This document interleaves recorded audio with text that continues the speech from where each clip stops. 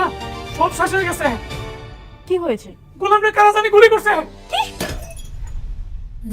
Hello বন্ধুরা, আজকের ভিডিওতে আপনাদের জানিয়ে দেব এই দুনিয়া টাকার গোলাম নাটকের 16 নম্বর এপিসোডটি কবে এবং কখন আসবে।